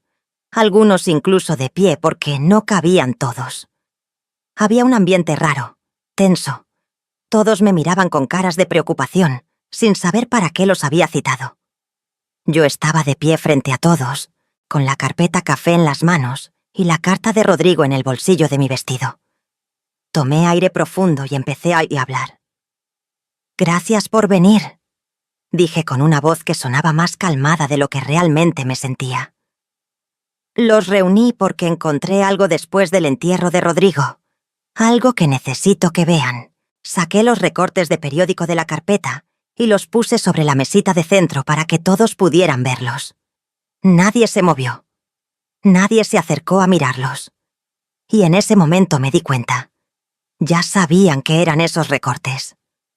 «Estos», continué señalando los papeles, «son artículos sobre la desaparición de Graciela Ramírez, la primera esposa de Rodrigo, la mujer que él mató». Silencio total. Nadie dijo nada. Pero las caras hablaban por sí solas.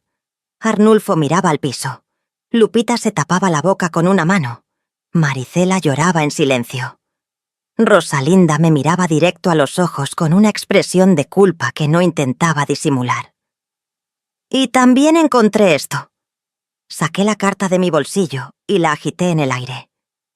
Una confesión completa de Rodrigo, donde me cuenta todo. Y donde me dice algo muy interesante, que todos ustedes sabían. El silencio se rompió. Todos empezaron a hablar al mismo tiempo, a negar, a tratar de explicar. Pero yo levanté la mano y mi voz por encima del ruido. «¡Cállense!», grité con una fuerza que no sabía que tenía. «Todos ustedes, cállense y escúchenme». Se callaron. Mis hijos me miraban con cara de shock. Nunca me habían escuchado gritar así. 42 años, dije, sintiendo que la voz se me quebraba, pero obligándome a mantenerla firme. 42 años estuve casada con un asesino. 42 años sufriendo sus maltratos, sus gritos, su control. 42 años que pudieron haberse evitado si tan solo uno de ustedes, aunque fuera uno solo, hubiera tenido el valor de decirme la verdad. Coco. Intentó hablar Arnulfo. No. Lo interrumpí. Tú no me vas a decir nada ahorita. Vas a escuchar. Todos van a escuchar. Ustedes sabían que Rodrigo era un asesino. Sabían que había matado a su primera esposa. Y aún así dejaron que me casara con él. ¿Por qué? ¿Por qué lo hicieron? Fue Lupita quien respondió, con lágrimas bajándole por las mejillas. Porque ya habíamos gastado dinero en la boda. Porque ya habíamos invitado a toda la familia. Porque cancelarla hubiera sido una vergüenza enorme para todos nosotros. Una vergüenza, repetí, sintiendo que la rabia me subía por la garganta como bilis. Mi vida, mi seguridad, mi felicidad valían menos para ustedes que evitar pasar vergüenza frente a los vecinos. No fue así, intervino Maricela. Oh, bueno, sí fue así, pero... Coco, tienes que entender. Tenías 26 años. Eras mayor para conseguir otro novio. Esta era tu oportunidad de casarte, de tener hijos. Mamá dijo que era mejor que estuvieras casada con Rodrigo a que te quedaras soltera para siempre. Mamá dijo, repetí con amargura. Claro, mamá siempre tenía sus prioridades bien claras, ¿verdad? El qué dirán era más importante que la vida de su propia hija.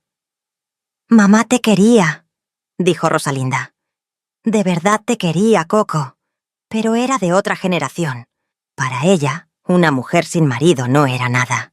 Y pensó que si Rodrigo ya había cumplido su condena, si ya había pagado por lo que hizo aunque fuera solo 2 años, merecía una segunda oportunidad. ¿Y yo? Pregunté, sintiendo que las lágrimas empezaban a salir, aunque trataba de contenerlas. ¿Yo no merecía saber con quién me estaba casando? ¿No merecía tomar mi propia decisión? ¿No merecía tener la oportunidad de decir que no? Arnulfo finalmente levantó la cara y me miró directo a los ojos. Tienes razón, no te lo merecías. Lo que hicimos fue terrible, y he cargado con esa culpa durante 40 años. ¿Culpa? Casi grité. ¿Sabes lo que es culpa de verdad? Es vivir cada día en una casa donde caminas en cáscara de huevo. Es que te griten, que te humillen, que te hagan sentir que no vales nada. Es criar a tus hijos en un ambiente así. Es ver cómo tu hija mayor desarrolla ansiedad porque su padre es un monstruo. Es preguntarte cada noche si mañana será el día en que él pierda el control completamente y te mate como mató a su primera esposa. Eso es culpa. Eso es lo que yo viví, no lo que tú sentiste. Nadie dijo nada. ¿Qué podían decir? No había excusa, no había justificación, no había manera de arreglar lo que habían hecho. Mis hijos estaban pálidos, procesando todo lo que acababan de escuchar. Norma lloraba. Ricardo tenía las manos apretadas en puños, la mandíbula tensa. Javier me miraba con ojos llenos de dolor. ¿Ustedes sabían? Le pregunté a mis hijos. Yo sospechaba algo, dijo Ricardo. Tío Arnulfo me había dicho algo cuando era adolescente, pero nunca me dio detalles completos. Pensé que exageraba. Yo no sabía nada, dijo Norma. Nada de nada. Si hubiera sabido. ¿Si hubieras sabido qué? La interrumpí. ¿Qué hubieras hecho? Nada, porque así somos. Así es esta familia. Nos callamos cosas importantes, guardamos secretos, protegemos a los que no debemos proteger. Me volteé hacia mis hermanos otra vez. Quiero que sepan algo. Los perdono. No porque se lo merezcan, sino porque yo merezco paz. Pero esto no va a quedar así. No voy a fingir que no pasó nada. No voy a seguir viniendo a las reuniones familiares como si todo estuviera bien. No voy a actuar como si lo que hicieron no me hubiera arruinado la vida. Coco, por favor, suplicó Maricela. «Somos familia». «Familia», repetí con una risa amarga. «Sí, somos familia, y eso debería significar que se cuidan los unos a los otros, que se protegen, que se dicen la verdad aunque duela. Pero esta familia no hizo eso por mí. Así que ahora yo voy a hacer lo que debía haber hecho hace 40 años. Voy a cuidarme a mí misma». Les di la espalda, agarré mi bolsa y caminé hacia mi recámara. Antes de entrar, me volteé una última vez y dije: «Pueden irse. Ya no tengo nada más que decirles». Y cerré la puerta. Los escuché quedarse ahí un rato más, hablando en voz baja, probablemente discutiendo qué hacer, cómo arreglar esto. Pero no había nada que arreglar. El daño estaba hecho y era irreversible. Eventualmente los escuché irse, uno por uno. Mis hijos se quedaron un poco más, tocaron mi puerta, me preguntaron si estaba bien. Les dije que sí, que solo necesitaba estar sola. Norma me dijo que me llamaba al día siguiente, que me quería mucho, que lamentaba todo lo que había pasado. Le di las gracias y esperé a que se fueran. Cuando finalmente me quedé sola en la casa, me senté en el borde de mi cama y dejé salir todo lo que había estado conteniendo. Lloré como no había llorado en años. Lloré por la mujer joven de 26 años que había sido, que había confiado en su familia y se había casado con un asesino sin saberlo. Lloré por los 42 años perdidos. Lloré por Graciela, la mujer que había muerto a manos de mi esposo y cuyo cuerpo nunca había sido encontrado. Lloré por mis hijos, que habían crecido con un padre monstruoso. Lloré por todo lo que pudo haber sido diferente si tan solo alguien hubiera hablado. Pero después de llorar, después de sacar todo ese dolor, sentí algo nuevo. Algo que no había sentido en décadas. Determinación. No iba a dejar que esto me destruyera. No iba a dejar que los últimos años de mi vida fueran tan miserables como lo habían sido los primeros 70. Tenía 250.000 pesos. Tenía mi pensión del gobierno, aunque pequeña. Tenía una casa pagada. Tenía libertad. Y por primera vez en 42 años, iba a hacer exactamente lo que yo quisiera con mi vida. Los días después de esa reunión familiar fueron difíciles. Mis hermanos intentaron comunicarse conmigo varias veces. Arnulfo vino a tocar a mi puerta, pero no le abrí. Lupita me llamó por teléfono como 20 veces, pero no le contesté. Maricela me mandó mensajes de texto largos pidiendo perdón, explicando, justificando. Los ignoré todos. No porque quisiera castigarlos, sino porque necesitaba tiempo. Tiempo para procesar todo, tiempo para sanar, tiempo para decidir qué quería hacer con esta nueva información que había cambiado absolutamente todo. Durante esos días me dediqué a arreglar la casa, a terminar de empacar todo lo de Rodrigo. Encontré más cosas interesantes entre sus pertenencias. Fotos viejas de él con Graciela, sonriendo como si fueran la pareja más feliz del mundo. Qué bueno era para actuar, pensé. Qué bien sabía esconder al monstruo que llevaba dentro.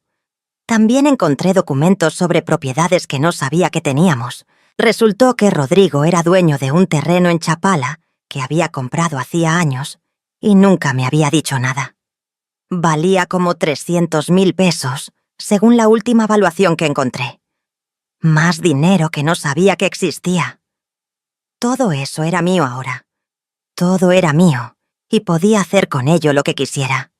Una semana después de la reunión familiar, me levanté con una claridad que no había tenido antes. Sabía exactamente qué quería hacer. Lo primero fue ir con un abogado. Necesitaba poner todos los bienes a mi nombre, asegurarme de que todo estuviera en orden legalmente. El abogado, un señor mayor muy amable que me recomendó una vecina, me ayudó con todos los papeles. Me dijo que el proceso tomaría algunos meses, pero que no había ningún problema, que todo estaba bien documentado. Lo segundo fue ir con la mamá de Graciela, la señora Blanca. Busqué su número en la tarjeta que me había dado en el velorio y la llamé. Le pregunté si podíamos vernos para platicar. Ella aceptó inmediatamente. Nos vimos en un café cerca del centro, el mismo Café Colonial, donde Rodrigo me había llevado en nuestra primera cita 44 años antes. La ironía no se me escapó. La señora Blanca llegó puntual, vestida de negro como si todavía estuviera de luto por su hija desaparecida hacía tantos años. La abracé cuando la vi, y ella se aferró a mí como si yo fuera un salvavidas en medio del océano. Nos sentamos, pedimos café, y entonces le mostré la carta de Rodrigo. Le dije que podía leerla si quería. Con manos temblorosas, la leyó completa. Cuando terminó, las lágrimas corrían libremente por su cara. «Por fin», susurró. «Por fin sé qué pasó con mi hija. Lo siento mucho», le dije tomándole las manos.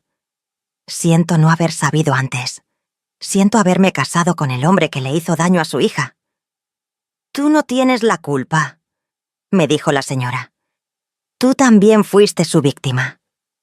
Le conté entonces todo lo que había descubierto. Le conté sobre mi familia, sobre cómo sabían, y no me dijeron nada. Le conté sobre los 42 años de maltrato psicológico. Le conté sobre mis planes. «Quiero hacer algo por Graciela», le dije. «Algo que le dé un cierre a su historia, aunque sea simbólico». «¿Qué tienes en mente?», me preguntó. «En la carta, Rodrigo dice dónde enterró el cuerpo. Describe el lugar, un terreno baldío en las afueras de Tlaquepaque, cerca de una fábrica de ladrillos que ya no existe. Creo que con esa información la policía podría encontrarla. Podríamos darle un entierro digno». Los ojos de la señora Blanca se iluminaron con algo que parecía esperanza mezclada con dolor. «¿De verdad crees que sea posible?». «No lo sé», admití. «Han pasado muchos años, pero creo que vale la pena intentarlo». Al día siguiente fuimos juntas a la fiscalía. Llevamos la carta de Rodrigo, los recortes de periódico, toda la documentación que teníamos. Un fiscal joven nos atendió, leyó todo con atención y nos dijo que iban a reabrir el caso. No nos prometió resultados, pero nos dijo que lo iban a intentar. 3 meses después, encontraron restos humanos en el lugar que Rodrigo había descrito en su carta. Los análisis de ADN confirmaron que eran de Graciela Ramírez. Después de 46 años, su mamá finalmente pudo darle el entierro que merecía. Fui al funeral. Era lo mínimo que podía hacer. Vi a la señora Blanca llorar sobre el ataúd de su hija, finalmente pudiendo despedirse después de tantos años. Mi presencia ahí generó muchos murmullos entre los familiares de Graciela que habían venido, pero no me importó. Necesitaba estar ahí. Necesitaba testificar que se había hecho justicia, aunque fuera tarde. Mientras todo eso pasaba con Graciela, yo también estaba trabajando en mi propia vida, en reconstruirme. Lo primero que hice fue vender la casa donde había vivido con Rodrigo. No podía seguir ahí, rodeada de esos recuerdos, de esas paredes que habían sido testigos de tanto sufrimiento. Contraté a un agente de bienes raíces y puse la casa en venta. Se vendió en 2 meses por 800.000 pesos, mucho más de lo que esperaba. Con ese dinero más el que me había dejado Rodrigo y el terreno de Chapala que también vendí, tenía más de 1.300.000 pesos. Era una cantidad enorme para una mujer de 70 años de clase popular que nunca había tenido más de 5.000 pesos en su cuenta de banco. Me compré una casita pequeña en Santa Tere, no muy lejos de donde había crecido.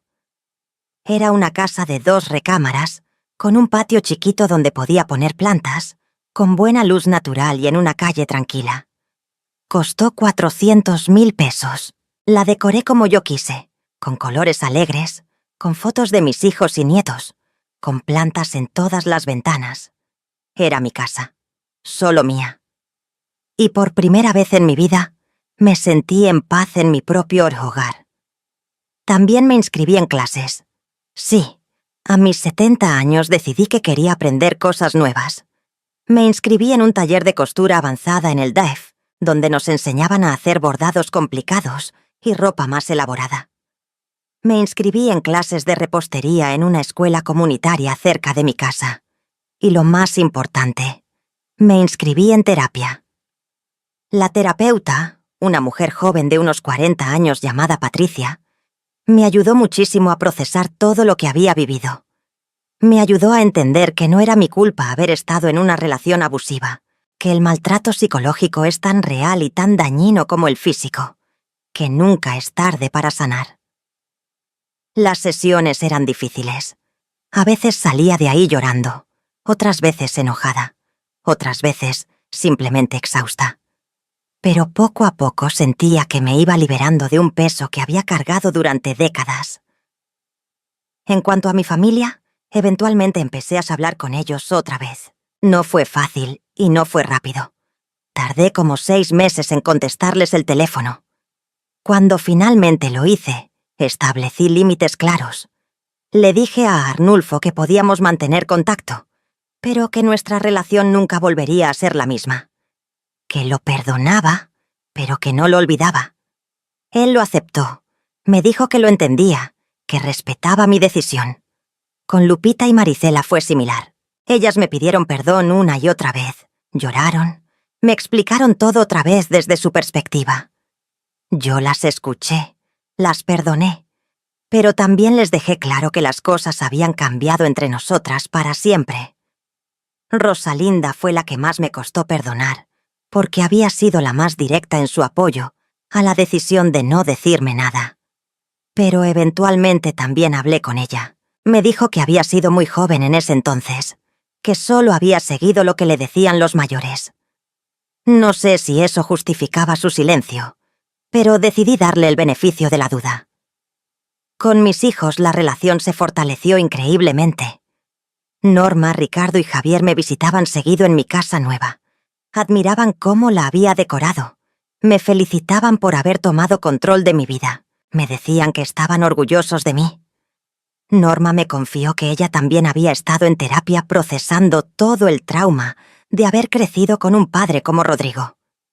Me agradeció por haber sido una buena madre a pesar de todo, por haberlos protegido lo mejor que pude de la oscuridad de su padre. Ricardo me dijo que el descubrir toda la verdad le había ayudado hasta entender muchas cosas sobre su propia niñez que no tenían sentido antes. Él también buscó ayuda profesional. Javier, el más chico, me confesó que siempre había sentido que había algo muy mal con su papá, pero nunca supo qué exactamente. Ahora todo tenía sentido. Los 3 estaban aliviados de que Rodrigo hubiera muerto, aunque sentían culpa por sentir ese alivio. Yo les dije que no había nada de malo en eso, que era perfectamente normal sentir alivio cuando termina una situación difícil. Han pasado 6 meses desde la muerte de Rodrigo.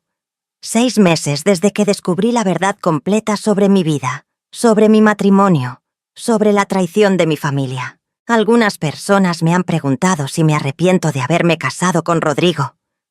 Es una pregunta difícil de responder. Claro que me arrepiento de los 42 años de sufrimiento. Me arrepiento de no haber hecho más preguntas, de no haber confiado en mis instintos cuando algo no se sentía bien. Pero de ese matrimonio tengo a mis 3 hijos maravillosos. Tengo a mis 5 nietos que son la luz de mi vida. Y aprendí lecciones valiosas, aunque las haya aprendido de la manera más difícil posible. Aprendí que la familia no siempre tiene la razón. Aprendí que a veces las personas que se supone que te aman más son las que más te traicionan, no por maldad sino por cobardía, por conveniencia, por seguir tradiciones que no tienen sentido. Aprendí que nunca es tarde para comenzar de nuevo, que a los 70 años puedes reconstruir tu vida completamente, que puedes encontrar paz después de décadas de caos. Aprendí que perdonar no significa olvidar, y que establecer límites no significa ser mala persona, que cuidarte a ti misma no es egoísmo, es supervivencia.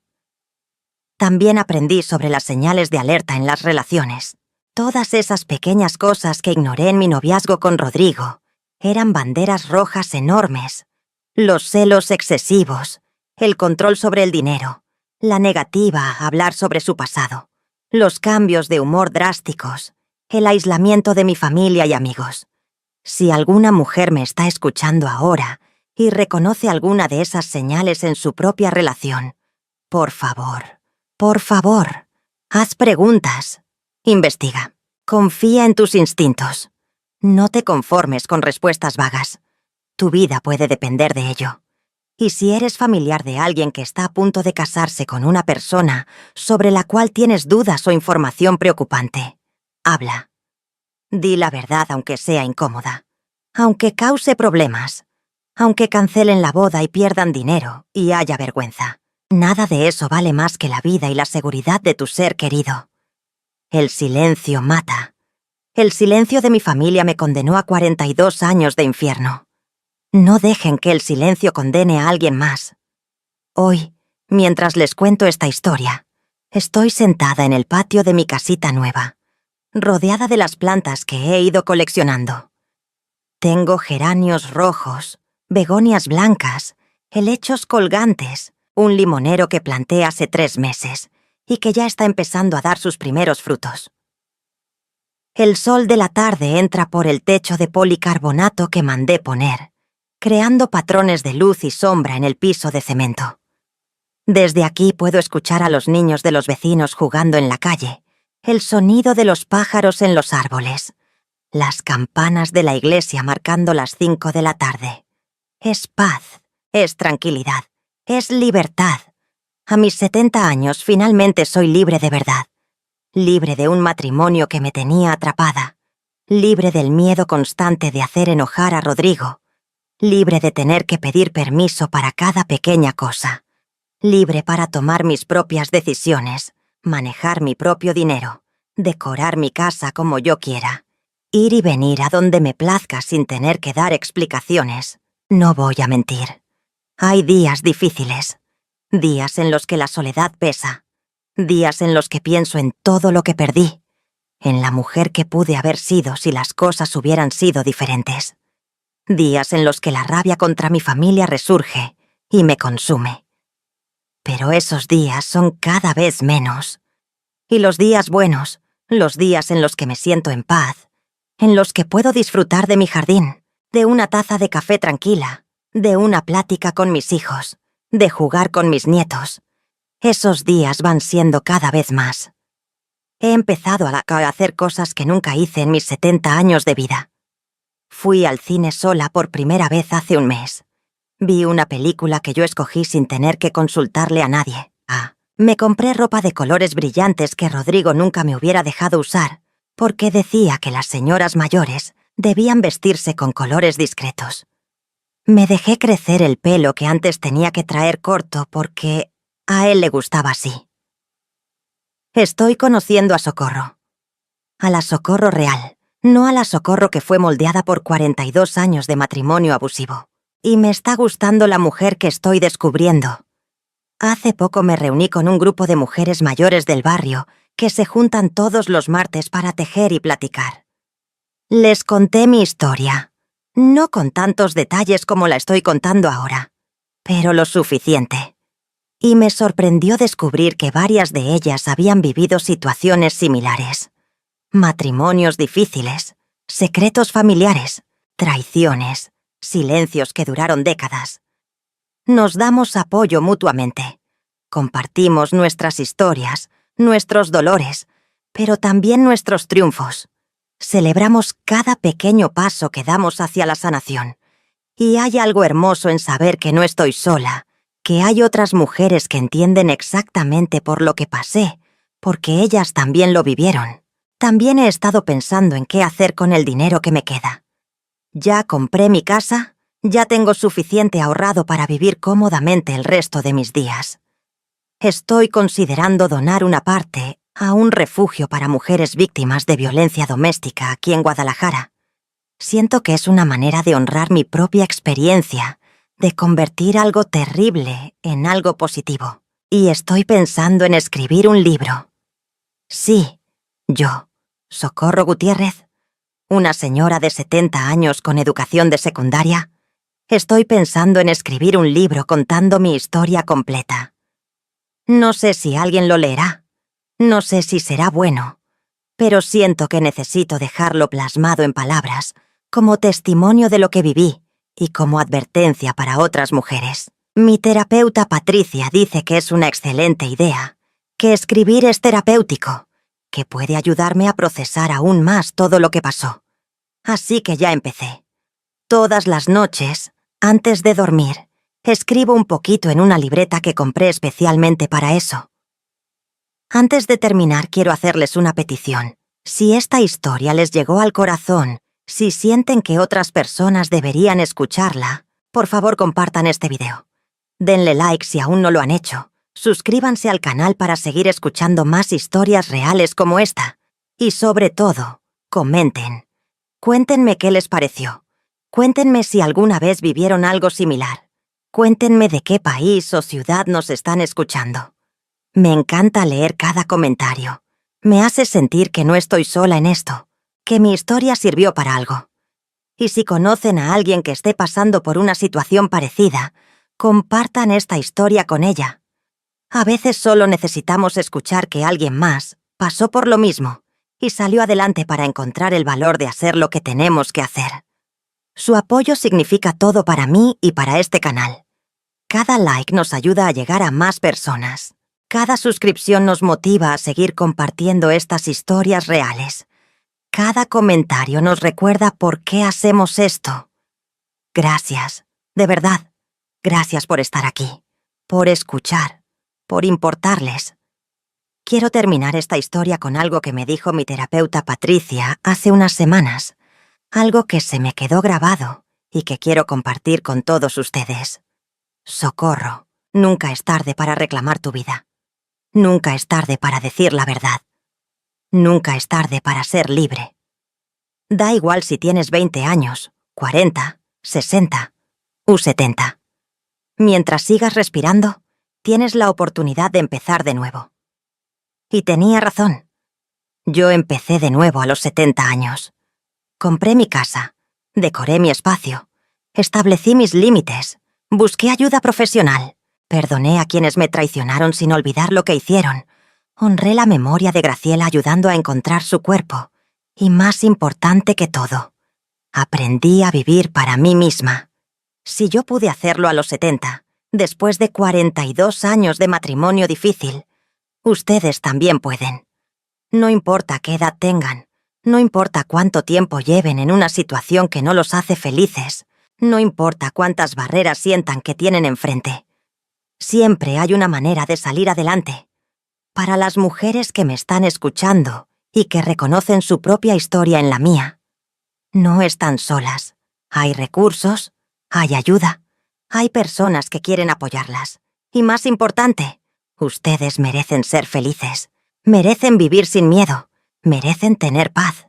Para las familias que están guardando secretos por vergüenza o por conveniencia, por favor, hablen. No dejen que su silencio condene a alguien que aman a una vida de sufrimiento. Sí, va a ser incómodo.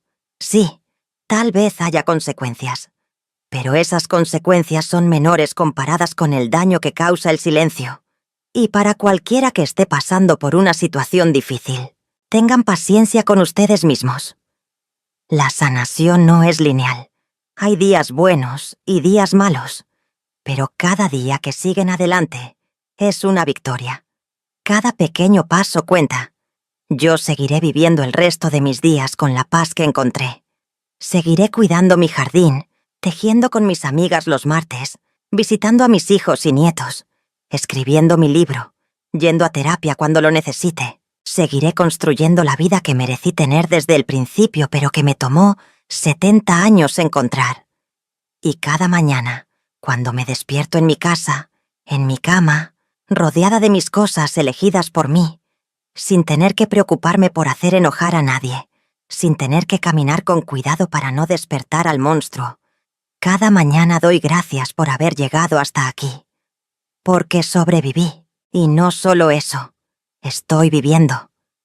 De verdad viviendo, no solo existiendo. Esta es mi historia.